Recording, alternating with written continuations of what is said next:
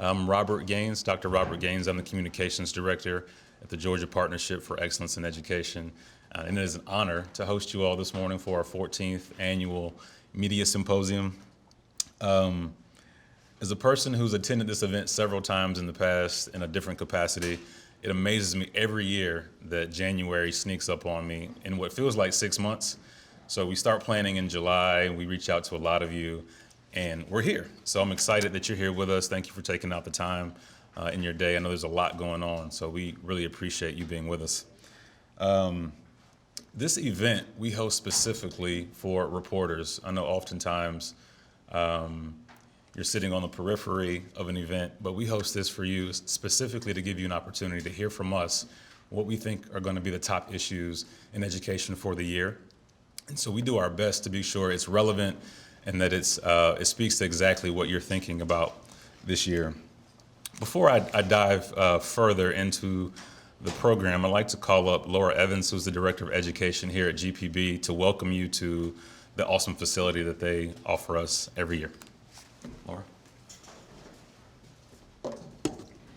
Thank you, Robert. And everybody, welcome to Georgia Public Broadcasting. I know some of you come here for all of these each year, but I do see some new faces out there.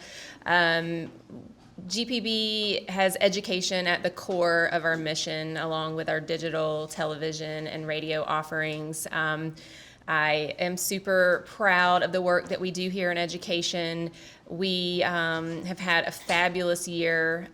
We, in the last school year, had 8.2 million times that teachers visited and accessed our education content.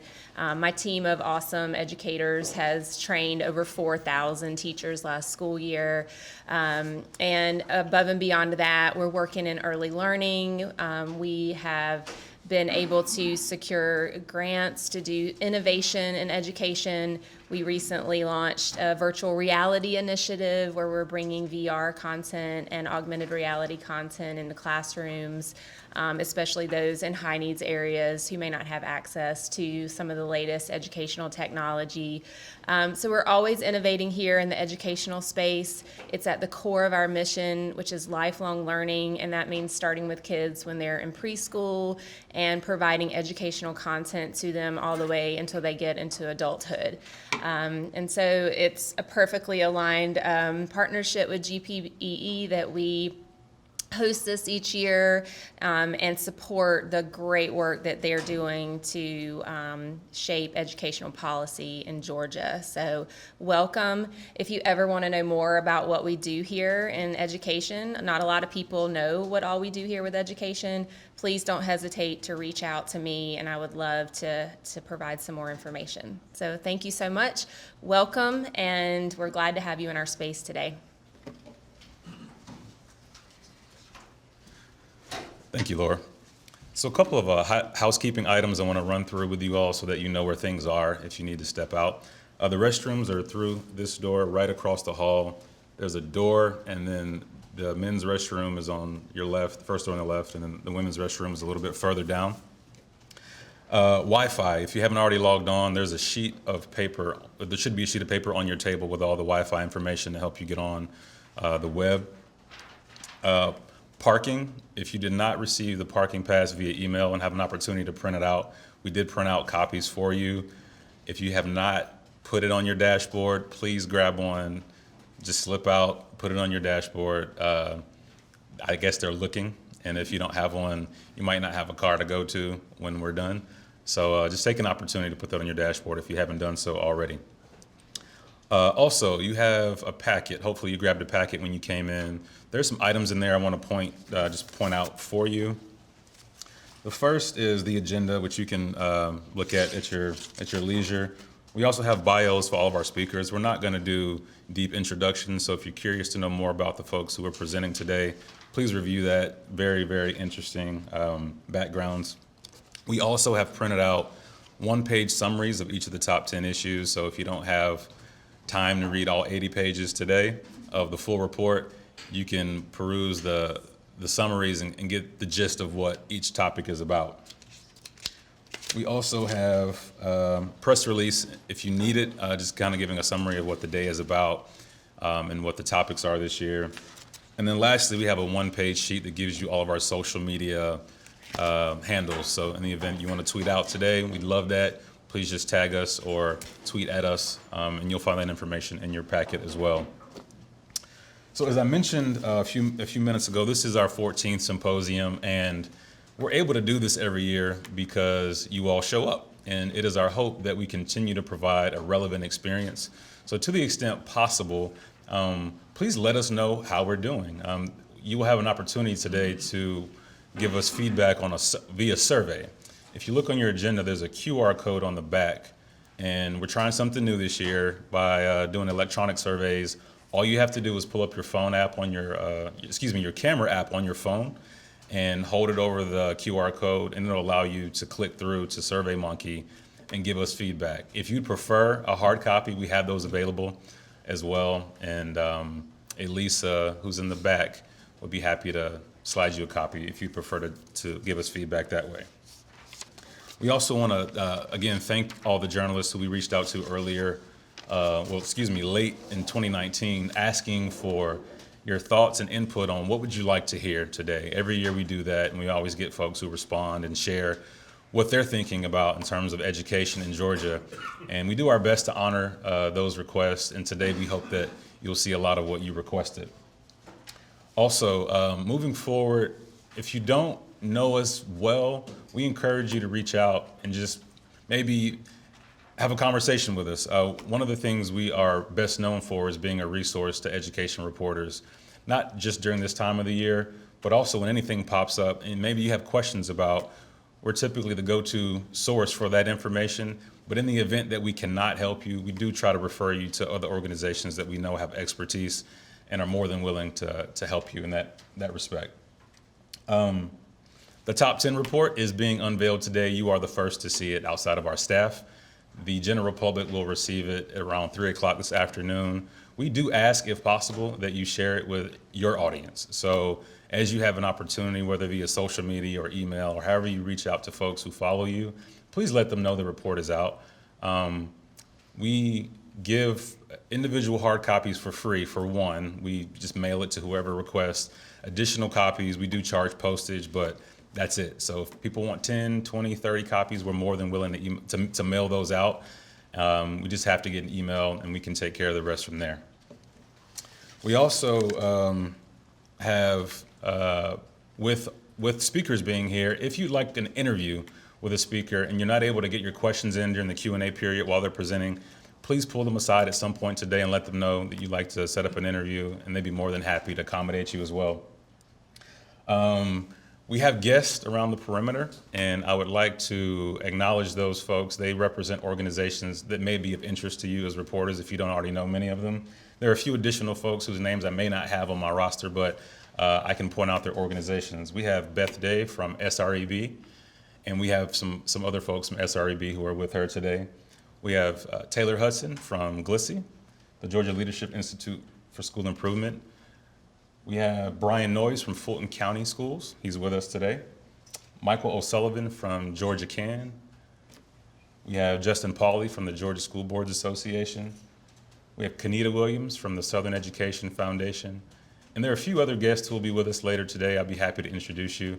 And before I transition to our speakers, I would like to acknowledge our staff who, along with myself, make this event possible. So I'd like to acknowledge Dr. Steve Dullinger, who's our president in the back, Ms. Diane Hopkins, who is our executive vice president, Ms. Alice Ford, who's taking care of everyone outside with your packets and all your parking pass related needs, Dr. Dana Rickman, who is our vice president, who you'll hear from shortly, and Ms. Elisa Edelman, who's in the back. She is our director of finance and operations.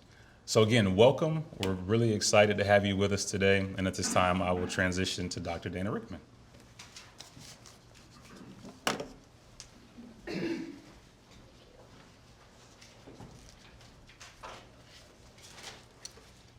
Good morning, everybody, and welcome. It is my great pleasure to introduce to you our top 10 issues to watch in 2020. As you know, this is an annual event that we bring together and reveal them on this day. I want to echo Robert's sentiments, and that this project, while I tend to be in charge of sort of pulling it together, this is not a one-woman show. And so I wanted to take a moment and really acknowledge Meryl Wilcox on our staff who helped write some of these issues. Steve, Diane, and Elisa, who Robert already mentioned, provided a lot of input and guidance on this, and particularly to Dr. Robert Gaines, our communications director, who in his communications role developed these one-pagers for you, which I'm assuming everyone will read as opposed to the 80 pages that we produced over the holidays. But thank you to the partnership staff for all of their support in getting this document done. And also, too, innumerable professionals across the state provided input and guidance with their expertise on this, many of whom are in this room. And so, again, this is not just Dana's ideas about what's going on in education, but a lot of people came together to produce this document for you, and so I just wanted to express my thanks. So before we get started, for those of you who are new to us, the top 10 issues to watch, it's one of the big signature pieces that the Georgia Partnership does every year. This is our 16th annual publication. The list of critical issues is designed to provide really research-based, nonpartisan analysis of what's going on in the education field. We pulled together an expert committee in the fall to really talk about what we think is happening. We monitor the research. We try to predict what the legislature or the governor might do, which usually will change dramatically next week when they announce what they're going to do. We're usually wrong on that prediction. But also, we try to save one or two issues for issues that we think are incredibly important, but that people are not talking about. And so sort of shine the light on some new issues as well. And so you'll see that today. And typically, the final publication that you have, they're not in any particular priority order. We think all of these issues are incredibly and equally important. However, unlike previous years, they are in a particular order that I'm going to explain to you momentarily. For those of you that are familiar with our 10, as you know, typically they're just, while issues are related to each other, previously the issues had just been sort of 10 discrete issues. This year we took a slightly different approach that I want to talk about briefly before I get into the 10. You're going to hear this a lot today, and our next speaker is really going to cue this up. In planning for this, we looked at the Southern Regional Education Board, SREB. They had just published some research that said, quote, if state and business leaders do not act, 1.5 million workers and their children could be unemployable or stuck in low-wage jobs by 2030 in an endless cycle of poverty. So we started thinking about that. It's 2020 now. What do we as a state, what does Georgia need to do by 2030 to address the education issues that we have right now, but to prepare our citizens for the challenges of work that's going to be in 2030, the changing nature of work between automation and manufacturing and all these sorts of things? How do we support our continued economic growth and development? So what's slightly different about this issue moving forward is that we ask that question, issue by issue, what needs to be done across the entire birth-to-work pipeline to address the educational challenges of today and meet our economic goals of tomorrow? And so you'll be hearing that rhetoric a lot today. And so I'm going to very briefly touch on each of the 10, very briefly, so don't worry about the time. And then I'll go more deeply into a couple issues that our speakers this afternoon or after me are not going to cover. The first issue, preparing for 2030, shifting demographics in Georgia's future.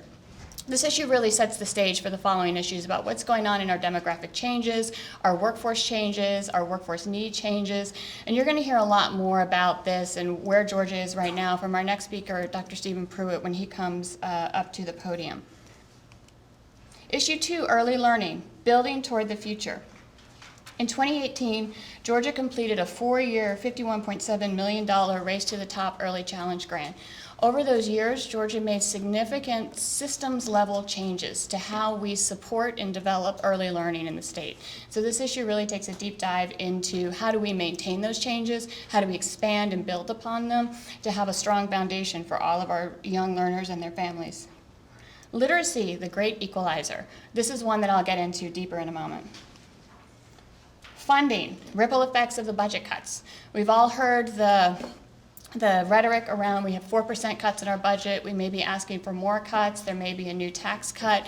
Stephen Owens from GBPI is going to be here later this afternoon to really dig into this issue for us. Principal leadership, insulating the teacher pipeline. There's lots of discussion around how to retain, recruit, and promote high-quality teachers. This is an issue that we wanted to put a spotlight on, is that the incredibly important role of the principal in the school and how that really helps insulate that teacher pipeline. And that's an area we think Georgia is not putting enough emphasis on. And you'll hear from Dr. Leslie Hazel-Bussey from GLSSI later today to really dive into the principal leadership issue. Strong foundations, standards, assessments, and accountability. Right now, I'm sure many of you realize or have heard or read that Georgia's looking at revising their standards. We're looking at flexibility in assessments, and we're looking at revising our state accountability system. These are three significant foundational pieces to a strong quality education system, and so this issue really dives into what's going on in that area. Student barriers, student success, barriers beyond the schoolhouse. This is a second issue that I'll dive into deeper in just a moment. Rural poverty, endangering opportunity. That's the third issue I'm going to dive in deeper in just a moment. 9, school to work, pathways to employment. This issue really digs into the opportunities to make successful transition from the K-12 system into post-secondary job readiness workforce training. In particular, it takes a look at some of the changes that are being suggested to Georgia's dual enrollment program.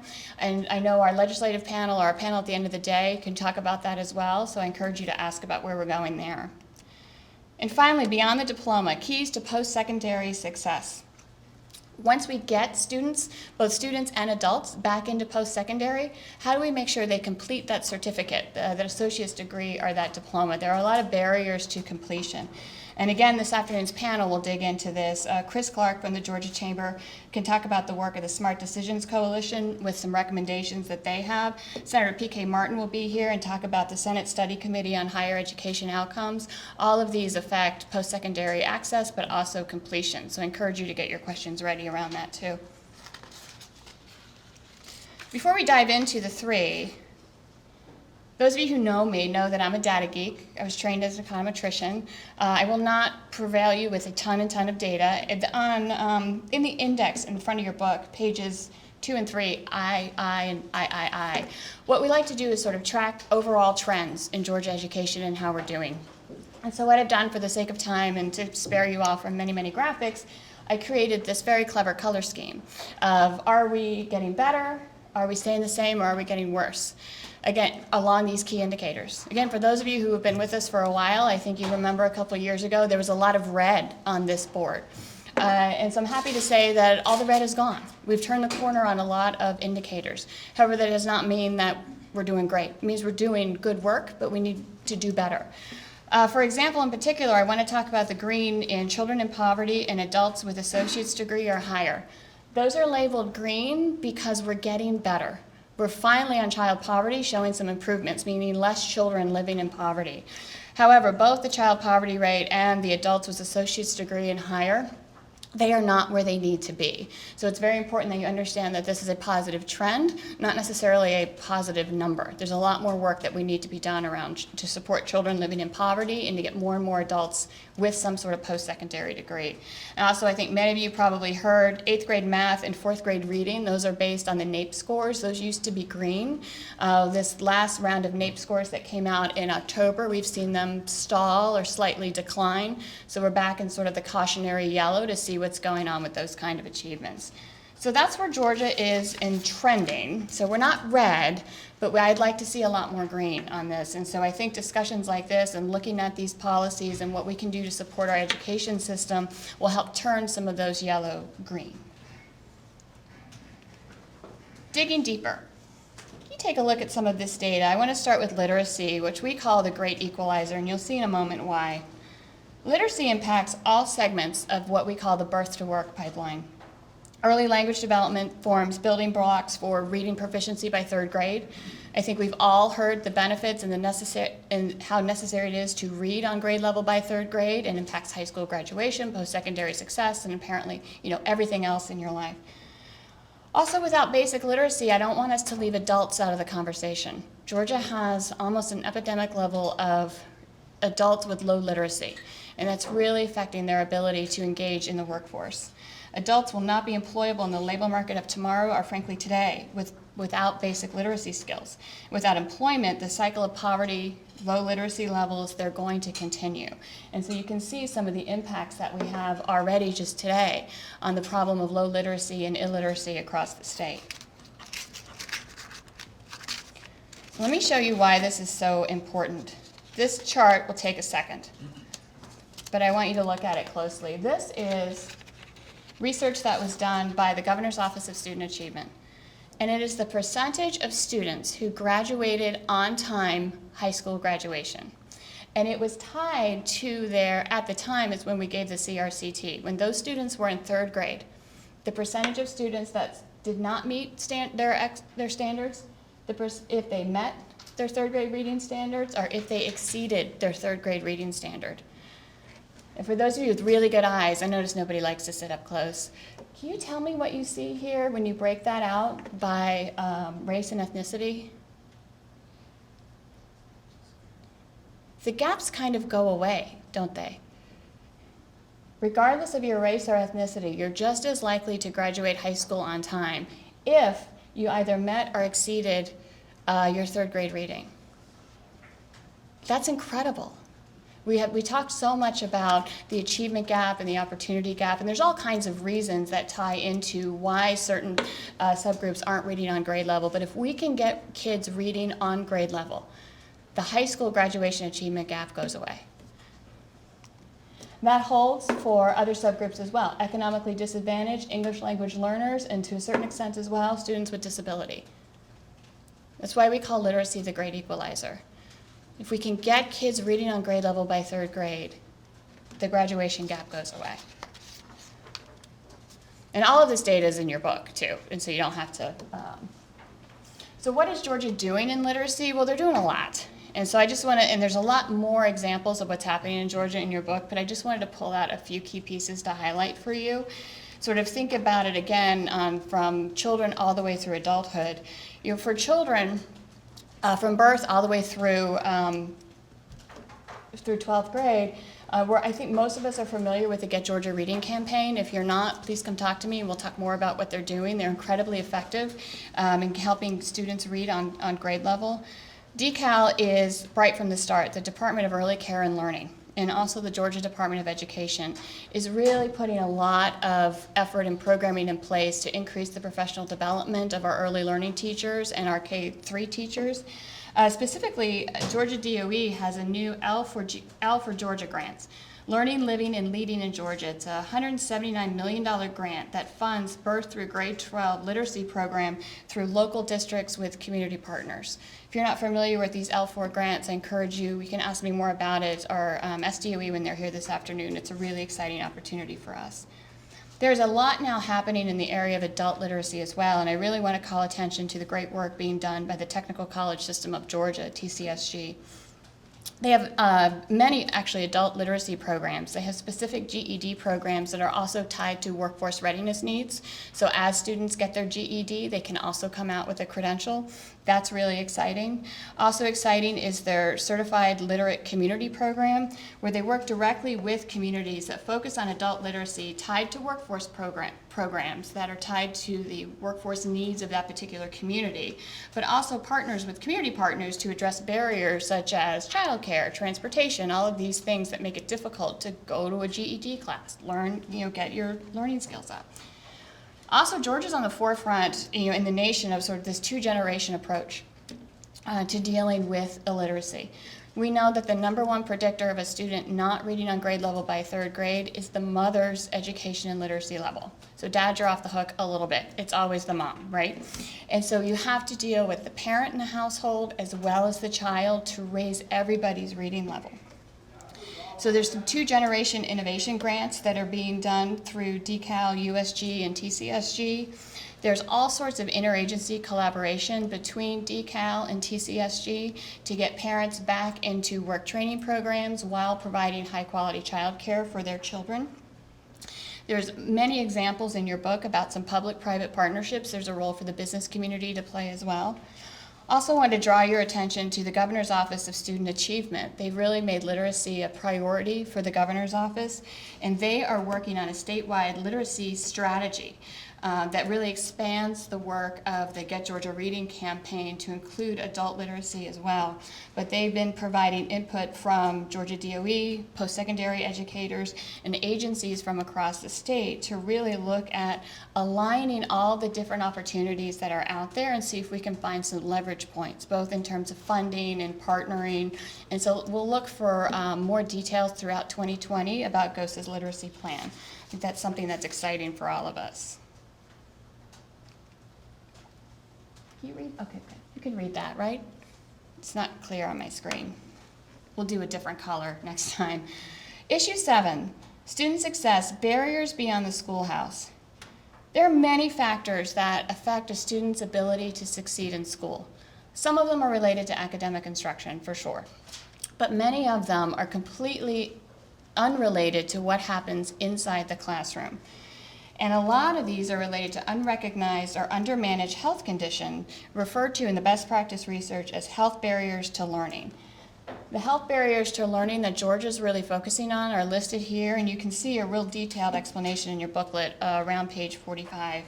But Georgia's begun to recognize the need to address these non-academic issues for all students in all schools. It's made some concerted effort to address them, especially in the lowest performing schools. We have our turnaround efforts and those that are marked for federal aid. But these things, from hunger, asthma, vision problems, significantly affect a child's ability to learn, regardless of how good the instruction is in the classroom. So just some interesting data here. A survey conducted by the Health and Wellness Initiative out of the Chief Turnaround Officer's office surveyed some of the most at-risk schools. All the ones that they surveyed were in rural communities. And you can see some of the results here of what they found. And they found that increased percentages of 2 to 4 times the rates of these issues were present in these highly struggling schools, 3 to 4 times higher than what you would normally find in the general population. And so we know that these things, especially for struggling schools need additional supports and additional help about how to address these sort of health barriers to learning. One of the things that we found in talking to folks about this is that educators in the school are really the first line of defense around this. And it's not the teacher or the educator's job to treat and address these issues, but what we found is if they are made aware that this could be something that's happening, that is a challenge for their student, and then providing them the resources to be able to refer a child or to bring in additional services for that student, the ability to identify something in like a behavioral disorder related to, I've got a tooth decay, my tooth hurts, I'm gonna be really cranky. Maybe I just need a dentist, not suspended from school, right? See how that kind of works? An important note here, though, that I wanna raise that I think is really essential. These results, while they are more prominent in schools with high poverty, these are issues that touch every school across the state. And so when we think about school safety, we think about things like vaping, security, gangs, bullying, mental health. These are important to every school across the state. For example, 20% of Georgia's children report being food insecure, which is our proxy measure for poverty and hunger. That's over 340,000 children across the state are reporting that they're food insecure. So there's going to be at least a couple in every school, no matter how affluent or high performing the school is. So this is an issue for every school to take seriously. Some of the recommendations to really help address this issue: school-based health clinics.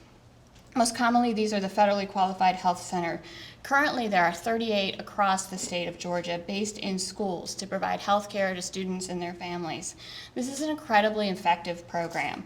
It's increased access to primary, oral, and behavioral health care. It's reduced overall medical costs for those families and those communities. It's reduced absenteeism and reduced the overall dropout rate. So simply having access to convenient medical care, it can be a life-changing event for students, their families, and the entire community. We will be waiting for and watching for throughout 2020 recommendations from a study committee on infant, toddler, social, and emotional health. The more and more we know now about young children is a lot of these behavioral problems start well before a child enters kindergarten. Also of interest is the newly formed Behavioral Health Reform and Innovation Commission that was created through statute last year, and the governor just appointed commissioners to really look at, quote, conducting a comprehensive review of the behavioral health system in Georgia, looking at available resources, issues in children, relationship to juvenile justice, barriers to treatment, and workforce issues. This will be a comprehensive review of the behavioral health system for adults and children, but really with a special focus on children. The workforce shortage is key here. Nearly half of all counties in Georgia don't have a licensed psychologist. A third of all counties don't even have a social worker. And so when we talk about supporting schools and supporting children with behavioral health issues, who are you going to refer the child to if they have to drive 4 counties over to even get an assessment, much less treatment? So this leads us to our final issue that I'm going to dive into briefly, and then I'll open up for questions until I'm out of time. How am I doing on time? Okay. Okay, we're doing good. Rural poverty, endangering opportunity. This is a map of job growth in Georgia that was produced by the Georgia Chamber of Commerce about a year ago. And you'll look that we keep talking about how Georgia's economy is growing, very robust. Everybody's moving to Georgia, hence our transportation and water problems, right? Well, they're all moving to Metro Atlanta. The job growth, the population growth, all of it is centered around Metro Atlanta and a couple of the metro areas around Augusta and Savannah. But primarily we're talking about metro growth. That we have counties in Georgia that are actually going to be losing population by 2030. Attention to rural Georgia and the challenges it faces has continued to gain traction across the state. A lot of people are talking about rural right now. But rural communities continue to experience population loss, specifically among the working age population. And poverty has an oversized footprint in rural Georgia, especially across the southern half of the state. That was 2 challenges right now. They were hit particularly hard by the recession, depression, and they've yet to really recover from that. But then they were literally hit hard by a hurricane in 2018, and many of those counties have yet to recover from that. The agricultural industry took a $2.5 billion hit there, and a lot of that, it'll be 10 to 20 years before a lot of those crops will come back. And so you're looking at extreme economic situations, especially in the southern part of the state. So the state is boasting a growing economy, and that's true. But again, that growth is overwhelmingly in the North Metro area and also concentrated in a couple of other metro areas. So the pathway to the region's economic success requires strong educational infrastructure from birth through post-secondary. However, the education pipeline is not sufficient. We need to insulate that education pipeline, which is a language that the Georgia Partnership uses a lot, and really think about things in rural like housing, access to health care, infrastructure challenges, even roads, internet, all of these things. It makes it difficult for rural Georgia, for one, for people to want to stay there, and 2, for people to want to stay and really thrive. And so this issue really dives into some of those. If you look on page 55 of your book, there's a current list of what we could find of all the different rural initiatives going on across the state. And it's pretty exhaustive, or it's pretty extensive. So a lot of people are interested in, just briefly, Governor Kemp has announced his rural strike force team to really look at how do we engage economically rural Georgia. The Georgia House Rural Development Council continues to meet and come up with recommendation. Georgia Chamber of Commerce has their Rural Prosperity Council. Georgia Department of Education has a partnership for rural growth. One thing that we sort of think about at the partnership is where's the overlapping leverage points amongst all of these different rural initiatives, that we need to come together in a holistic fashion and really think about what are the interlocking goals here and how can all these initiatives support each other.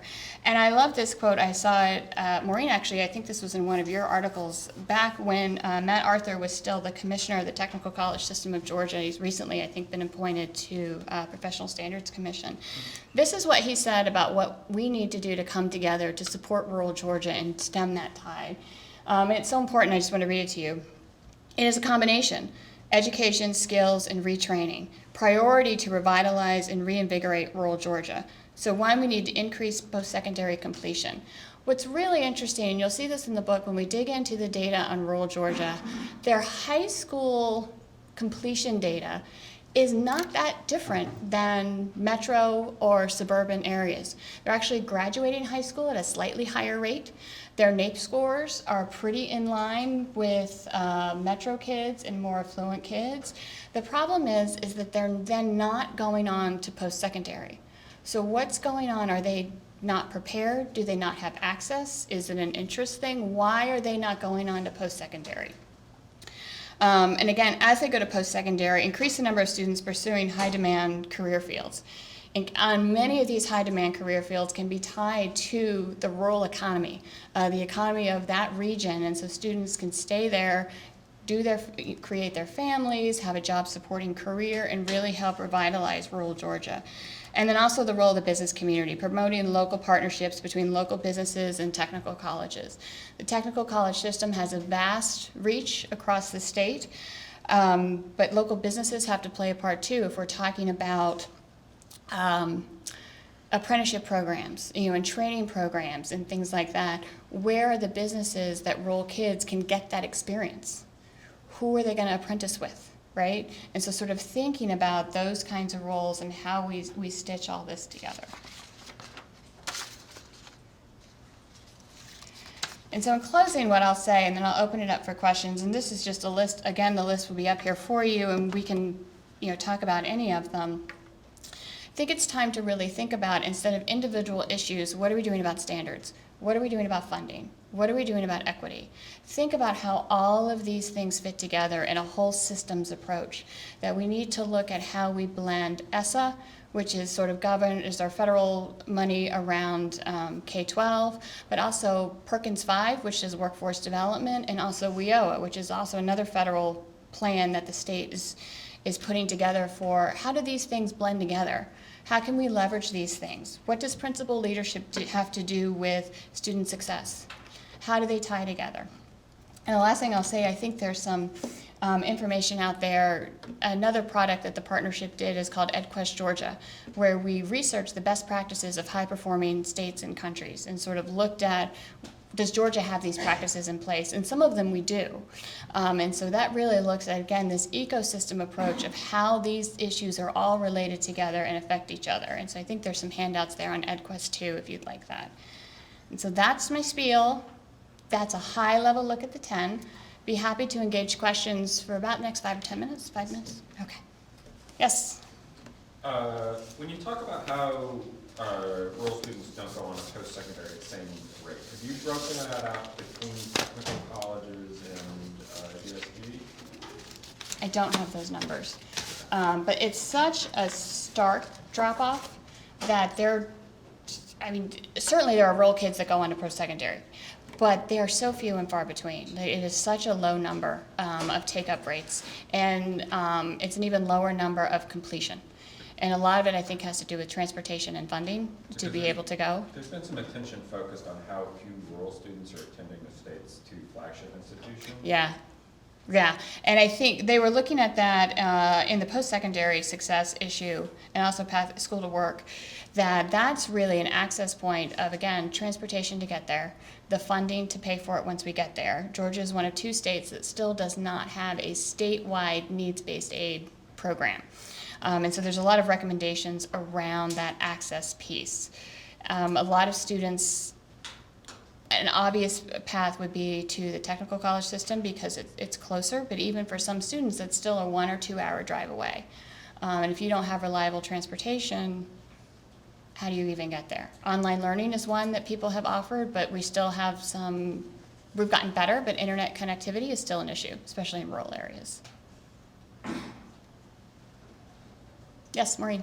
On your earlier chart looking at literacy and how the 3rd grade literacy performance impacts high graduation, I'm just curious if we look back on deeper and look at income of which kids at 3rd grade were at reading level, because there's a lot of correlation there, which makes it more complicated. Oh, for sure. And I think it's in issue 1. We broke out the most recent milestone scores by race and income, and there we have a huge equity issue. Where typically you look at it by race or income, but if you look at it by race and income, you still have gaps for non-low-income minority students do about as well as low-income white students. And so there's all kinds of assumptions built in here. There are reasons why larger percentages of low-income and minority students don't read on grade level. And so that's where we have to focus on. A lot of it has to do with poverty and access and services and things of that nature. This graph just illustrates if we were able to provide them what they needed to read on grade level and reach that benchmark, they're halfway home, more so. Yes, ma'am. So with the early childhood education, I've been working on a story about that, and it seems like, there's the Georgia Lottery Pre-K program that a lot of, most counties, school systems are part of that, but not everybody. And I had a conversation with somebody at ECAL, and, they're saying that it's not necessarily that's the answer, but what kind of, I know that there's standards for K through 12, but what kind of standards are there to make sure that if you're in a pre-K program that you're being ready? Because I know Yep. the kindergarten readiness index. Yeah, is- kindergartners readiness check. Yeah, it's really, it's about what, 52% or something like that, and, kind of across the board. And Yeah, actually how much DECAL. attention is being focused on that, because that's DECAL's kind done of a like- lot on that, and those are some of the systems levels changes that were done with that Early Learning Challenge grant. So there's two ways to get at that, and the question was around how can you ensure quality across all pre-K programs, whether it's in a public school or a private center. And for pre-K in particular, they have a bunch of quality control measures because those are grants given to a center or school by classroom. And so they're heavily monitored and quality assurances are put in place. And so if that center or that classroom is not meeting the standards set up by DECAL, the Department of Early Care and Learning, they won't get that classroom renewed. And so that's why one of the reasons why the Georgia Pre-K program has overall very good quality. And you really can't tell that you shouldn't be able to, and generally this is true, if you walk into a pre-K classroom that's in a public school, or you walk into a pre-K classroom that's in a private center, like Dana's Daycare, they look almost identical. They have the same level of teacher credentials that's required, same standards that are required. So it's very uniform across the state in terms of quality. Another thing that DECAL did under the Early Learning Challenge grant was they created the GELS, the Georgia Early Learning Standards. And if you have a little one or you're interested in this, I encourage you to go on DECAL's website and find out about it. But the GELS are learning standards across, 4 or 5 domains. So you've got socio-emotional, behavior, whatever the learning domains are. But it's for infants all the way through pre-K, and they are fully aligned with the kindergarten standards across those subjects as well. And so Georgia's put a lot of time into developing these early learning standards to make sure our little ones are on track. So when they get to kindergarten, they're ready for the rigors of kindergarten, which is a whole nother bucket. But one of the big things that DECAL has really done is really focused on quality of instruction. A lot of the work done under the Early Learning Challenge grant were professional development opportunities and programs for early learning staff to keep those teachers, keep them as professionals, to keep them in the classroom and keep them engaged and socially supportive of the students. So we've seen a lot of changes there. Robert's standing. Do I have time for one more question? Robert says I have one more question. Yeah. You mentioned some of the strides, I guess, Georgia's trying to make as far as behavioral health, and then there's also some of the cuts that are going to education. Yep. That are proposed for dealing with welfare services and behavioral health, kind of what impact, I guess, could those cuts have, and could it put a That's a concern of ours, and that's really the focus of issue 4, the ripple effects of budget cuts, why we are very grateful to the governor and the governor's office that they are continuing to, quote, fully fund the QBE formula. That's the main education funding formula. That is not subject to cuts. What concerns us are, as you pointed out, the things that are subject to cuts: Department of Behavioral Health, community health, public health, all of these things that provide additional supports and services to children and families. And that could have a huge impact on schools' ability to serve the students. And so I think issue 4 coupled with issue 7, the ripple effects of budget cuts, and then what we know about these non-academic barriers to learning, that's a big risk that Georgia's taking right now. And we really need to be cognizant about what these cuts, if they're just efficiency cuts, that's great. I'm all for more efficiency. But let's think long and hard about what these cuts are actually going to entail in terms of supports for students and families. All right, I got the hook, but I'm going to be around for most of the day, so happy to follow up if you have more questions. And as always, you can reach out at any time. Thank you for your time.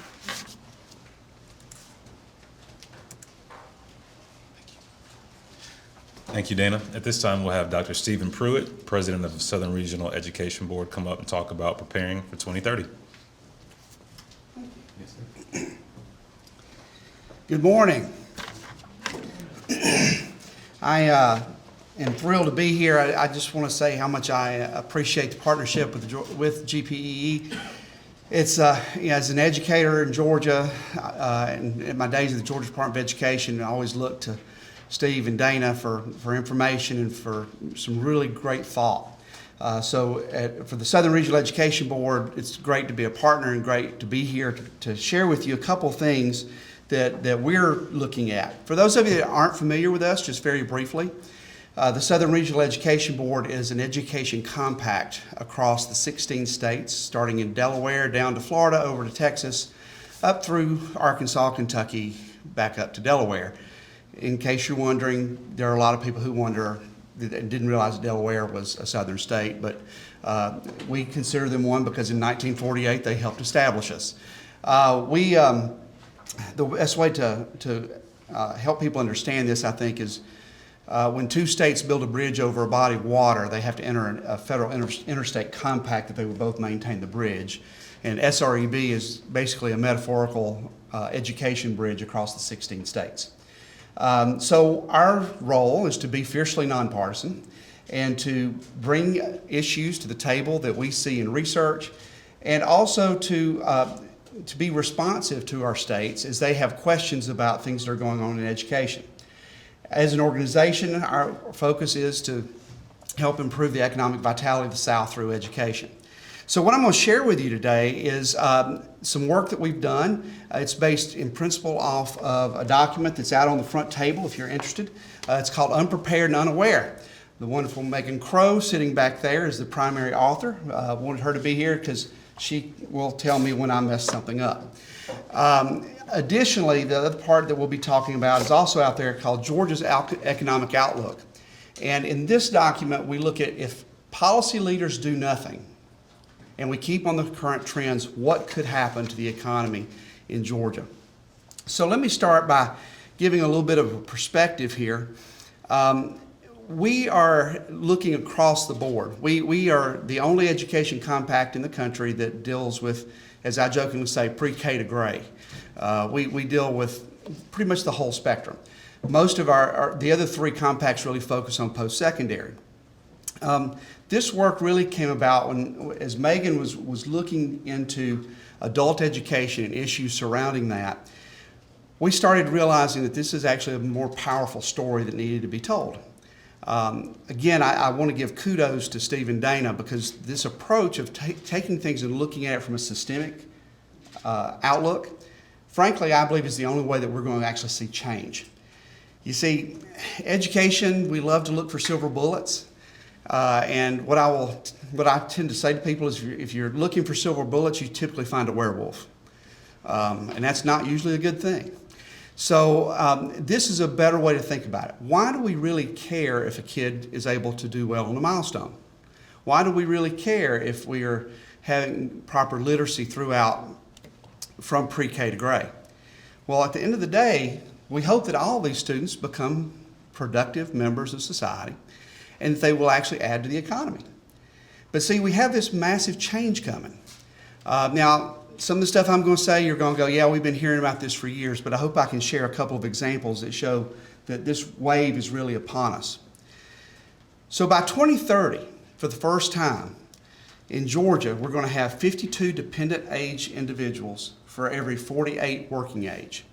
In other words, for the first time, we're going to have more age-dependent individuals than we do people who are working, who are putting money in to the care of those individuals. So this does not count any type of disability or any type of other dependent, but people who are of dependent age will now outnumber those that are actually in the workforce. Now, this is important because, as I'm going to share with you in a moment, if there's not some serious consideration to how things change, we're going to have less than 48 people in the workforce, which is going to put greater pressure on the system and greater pressure on the social systems that are necessary to take care of these dependents. If you'd like some more information about this, this actually comes from the fact book on higher education that SREB publishes. Unfortunately, when I did this slide, I had a logo on there and somehow I dropped it when I reformatted it. But if you're interested in that, we're happy to share that with you as well. There are more than 50 million people working in the SREB states. Most of them are going to be affected by automation and artificial intelligence.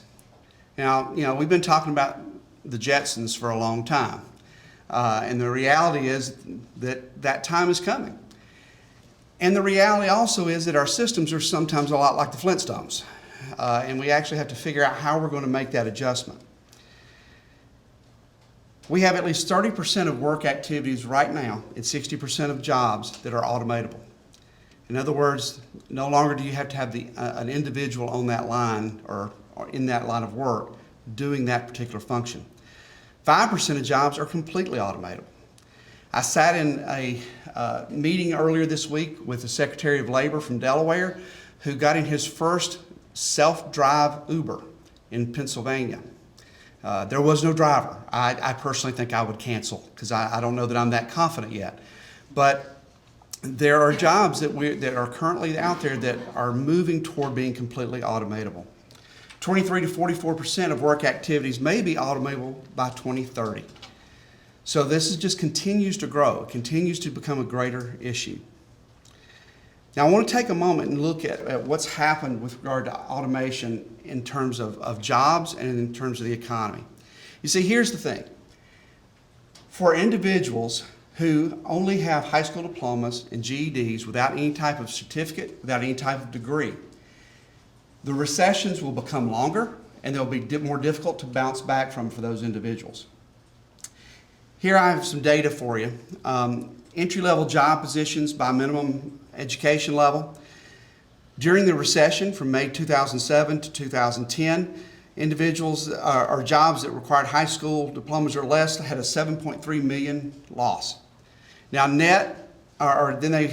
since then we've had an 8 million increase. But look at the overall net. That net is not actually really good for our economy. If you had some college or you had a college degree, then there was actually minimal loss in terms of the associate's degree or some college, and actually we saw an increase even during the recession for those that had college degrees. This one to me is a more stark reality. When you look at actual employment loss and gain, 5.6 million people lost their jobs during the recession who had a high school diploma or less. Only 80,000 of those people got their jobs back. The reality is that when you look at it, industry keeps moving, business keeps moving. We always hear moving at the speed of business. Well, if they can't afford the people, they find a way to do it without the people. So we got this idea that people think, well, robots are going to kick individuals out of the workforce. But the reality is, it's actually going to create more jobs. The question is, do we have enough people with the skills to take those jobs? A high school diploma is now a milestone only. It's not necessarily an achievement that gets us toward being a productive member of society. So you see, if you had a college degree or you had some college or an associate's degree, you saw a net gain since the beginning of the recession. But the net loss was 4.8 million individuals across that time. So the adults that are most vulnerable are those with no education beyond high school. So a GED, a high school diploma, no longer is going to help a person get where they want to be. And the really somewhat scary thing is that in Georgia, 41.7%, 25 and older, have no credential or degree beyond high school. Now, depending on how you look at this, you can actually look at and potentially, this is from the census data, depending on how you set your search parameters, there could be actually a 10% difference here in that there could be an additional 10% that still don't have a credential, but they reported having some college. But it may not have actually led to an actual degree. In Georgia, the top 5 industries, just 5% of the jobs are completely automatable, but 44% of all work activities have automation potential. The top 5 industries here in Georgia: food preparation and serving, sales, office administrative, production, and transportation. I'm going to share with you in a little bit how this wave is potentially going to really affect us. So 36% of workers are highly vulnerable to the rising workforce skill demand. This goes back to, do we have kids that are even being prepared? So we mentioned earlier, or Dana mentioned earlier, that we have these individuals that are currently in the workforce that are going to become unemployable. A key figure to know is that the children of these individuals, at the same time that they're going to be losing their jobs in 2030, their children are graduating high school. And from our research, those children are 10 times more likely to go into the same line of work as their parents. Well, guess what? If the parents are employable and the children go through the same route, those children aren't going to be employable either. So having a good look at the achievement level of our K-12 system is critical to making sure that we have a quality future. In the SREB region, we looked at this data, and we see where there can be as many as 18 million unemployable adults. Now, I want to really emphasize that. Unemployable adults. So we're not talking about unemployed. In fact, this is one of the biggest challenges that we have right now, is the reason we call this report unprepared and unaware is because a lot of these people have jobs right now. They're buying houses, they're going on vacations with their family, they're doing all the things that they feel like is a productive quality of life. We have some of the lowest unemployment rates that we've had in many, many years, maybe ever. So it's kind of hard to convince some people that actually there's work that has to be done, or in the next decade we could see another mass change. So 18 million that are currently in the workforce. This does not include their children. Now, I go back to that first graphic I showed you. 52 dependent for every 48. If this happens, we don't have 48 individuals in the workforce to take care of the dependents. That number changes significantly. What about Georgia? Dana mentioned this earlier. Most of the 4.2 million workers in the state will be affected by automation in some way. If state and business leaders do not act, Georgia could possibly see a 1.5 million individuals who are completely unemployable. So we always get a little bit of pushback whenever I do this presentation. Oh, we've heard this forever. We've been waiting for jetpacks and flying cars, and how real is it? Well, I'm going to give you 3 quick examples. The transportation industry is changing significantly. I already mentioned to you that in Pittsburgh they have automated Ubers. Out west, they're already testing and actually even using tractor trailers that are self-driven. Think of what that's going to do to the infrastructure. As we see more electric cars, we're going to have more places for people to stop and charge their cars. It's going to change the manufacturing significantly, because the way we currently approach a lot of assembly line, it's going to become a lot more automated, and individuals are going to have to be much more adept at coding, at utilizing the methods in computer science for that to actually become for them to be able to be employed in those industries. 3D printers is having a significant impact on the world now. Just this morning, I did what I usually do. I get up and I shaved, and I'm sitting there kind of eating my bagel, flipping through Facebook. And a friend of mine in Kentucky, whose brother happens to be a doctor in Indiana, had posted this article. The article showed where he had done spinal surgery on a young lady who has dwarfism. She's been in significant pain. She has what is often called hunchback syndrome. She was in great pain with her legs and her back. If she had continued to grow in the way that she had, she would most likely have paralysis. They are able to now take CT scans of this young lady's spine, and with a 3D printer, they were able to print them and have it actually physically in the operating room to be able to help this young lady. Most likely, it saved her life in many ways, and certainly it saved her ability to walk. The technology continues to become more affordable. I remember the first 3D printer I saw was, I was visiting some business, and I can't remember who it was now. I see it all the time now. It's coming. They're testing fabric that can be done on a 3D printer. So no longer will you have to go go to the store and buy things. I mean, we saw just yesterday in the news where Macy's has announced that they're going to be shutting more stores down. But there may be the time when we actually print our own clothes at home. And being a colorblind individual, let me tell you, that's shocking and scary. The only thing is I hope that my wife will continue to stay with me longer to make sure that I don't mix my colors too badly.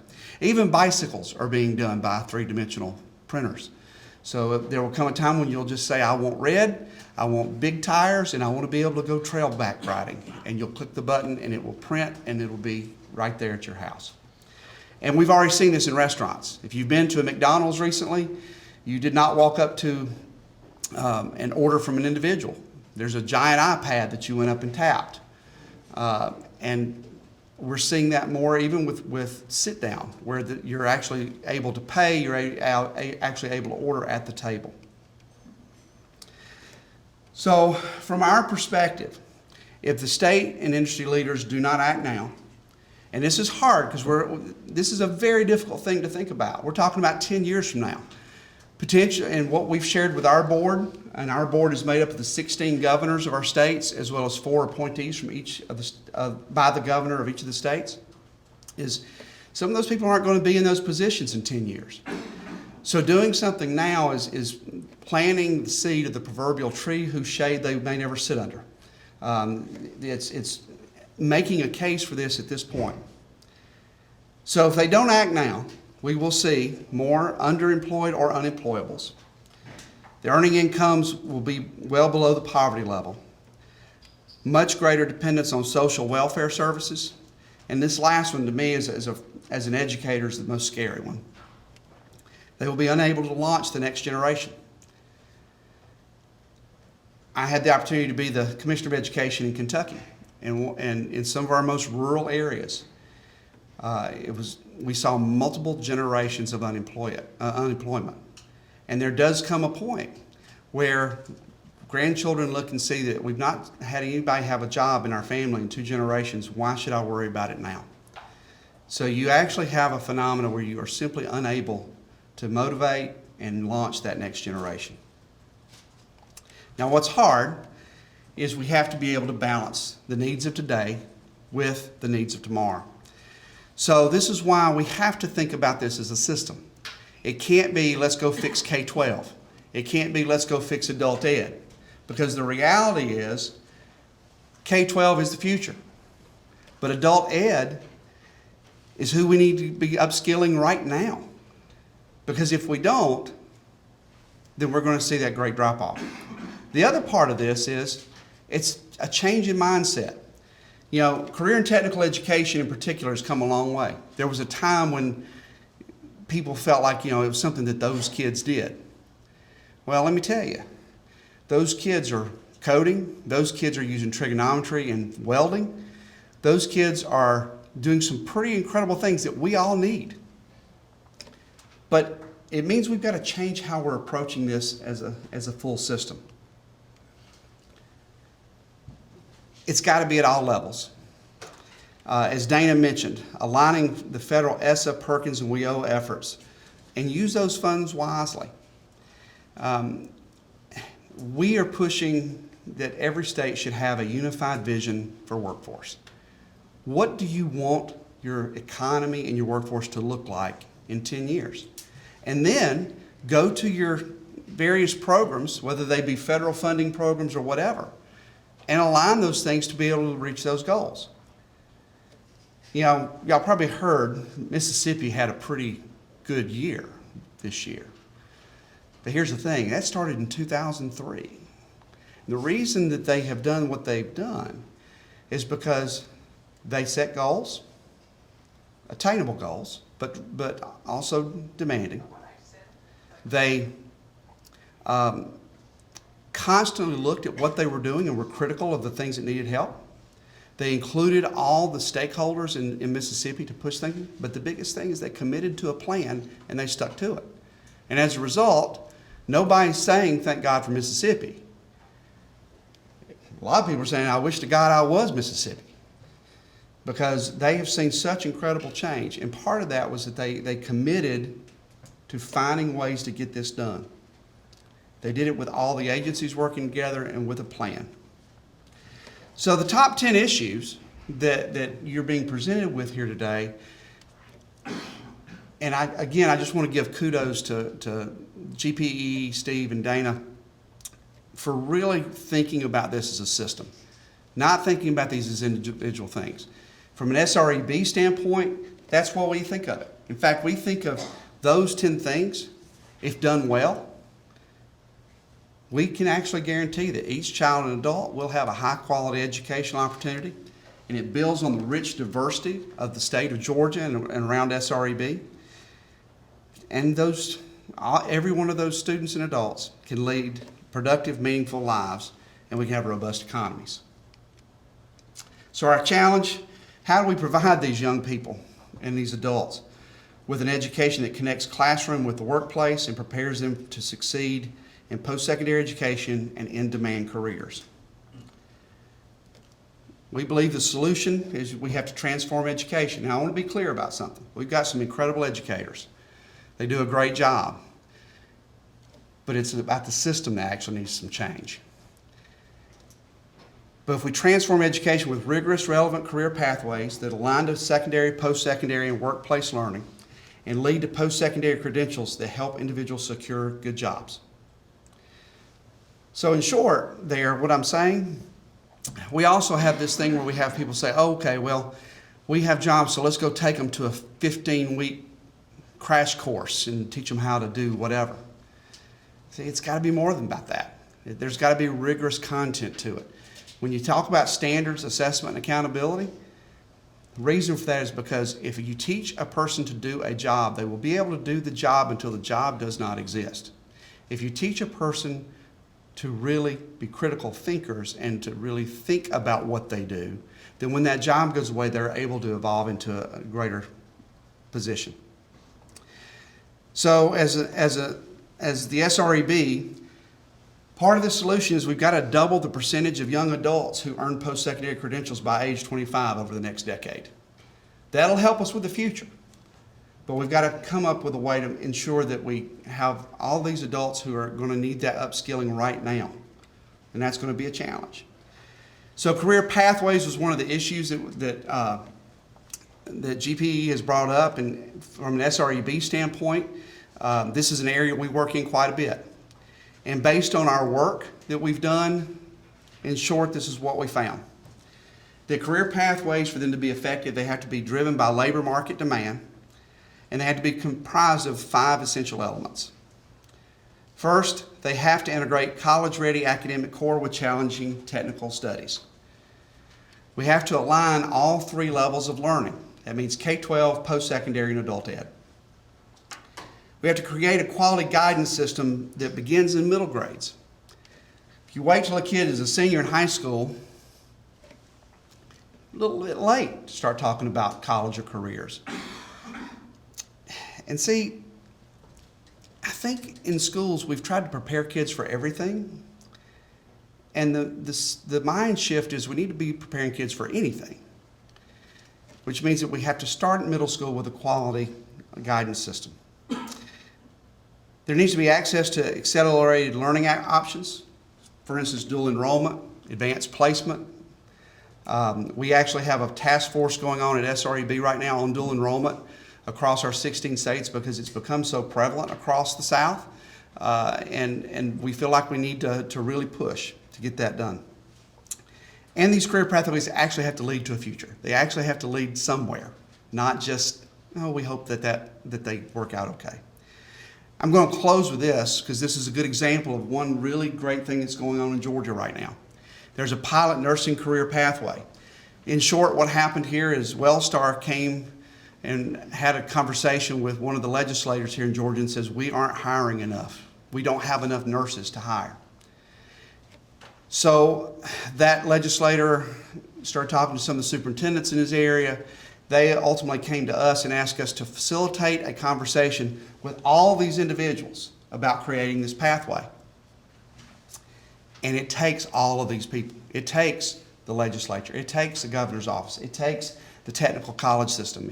Because the focus has to be how do we prevent, how do we offer great opportunities to kids, but how do we take away barriers too? Like transferability. Like if I take this in high school, is it going to be accepted into my program when I get to college? What if I transfer from a community college to a university? Will it be accepted? So in doing this work, what we did was we created a system where students get to choose. In other words, we have prepared them for anything when they feel they have had enough. So in this system, a student graduates high school with their CNA. Some of them go directly into work. Most of them, we think, will actually go, I'm going to go to work so that I can pay to go get my associate's degree and become an RN. The belief is that a lot of them are then going to go, you know what, I can actually do this BSN thing, and I can go back to school for that.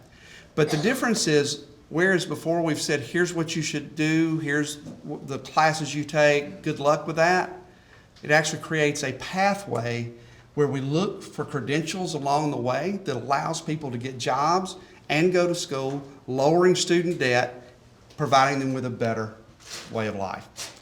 In other words, instead of school being a bunch of on-ramps, it actually is a bunch of off-ramps.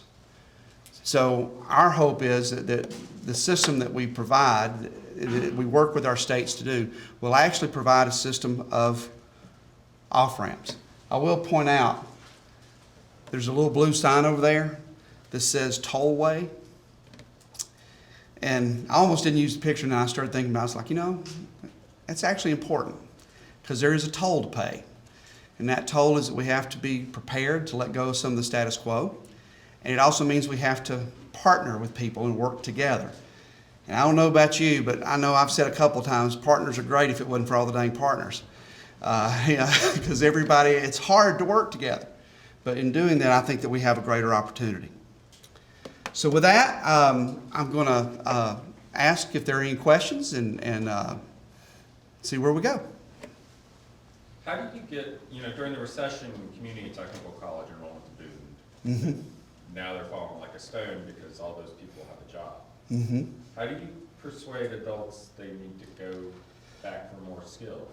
Well, that's the biggest challenge that we have right now is we have these folks that they have these careers right now and they say, hey, I'm doing great. I think that's why the agencies have to start pulling together to actually focus things like WIO and Perkins together.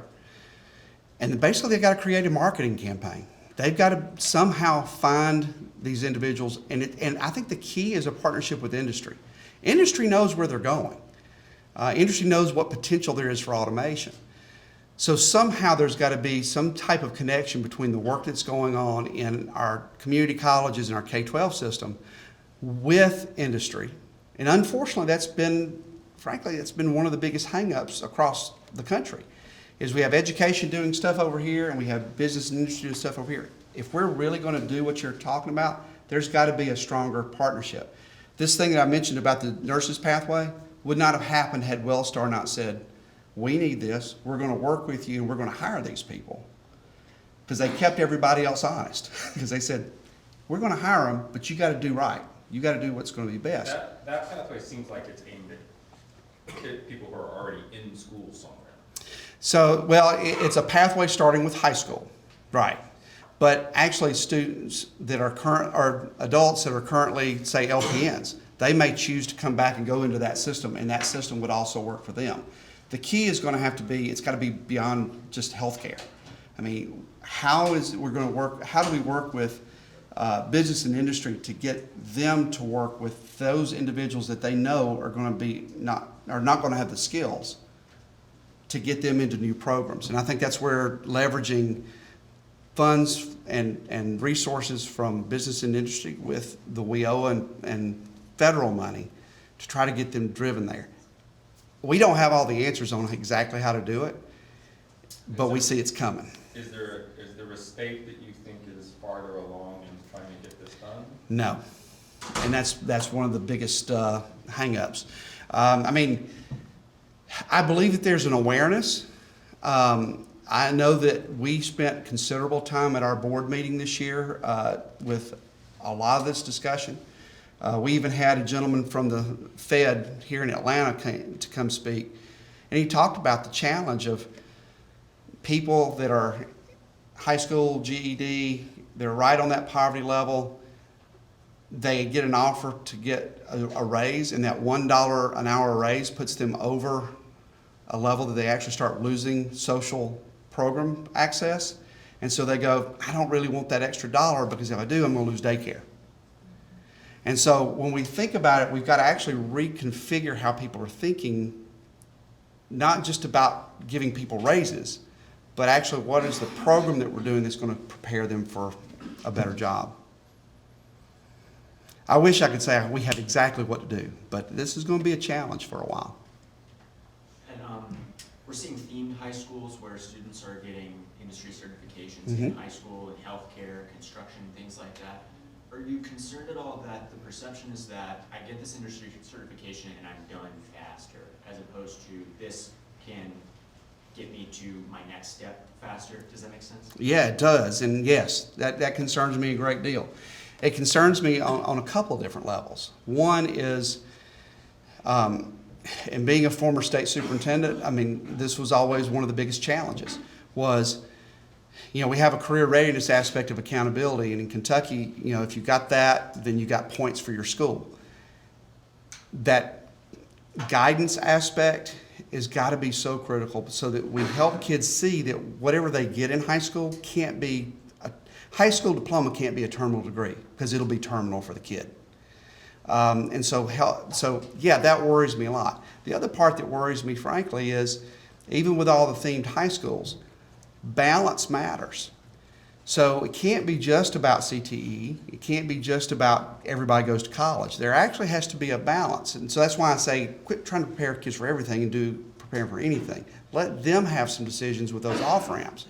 Because the scary part for me is, let me say this one last thing.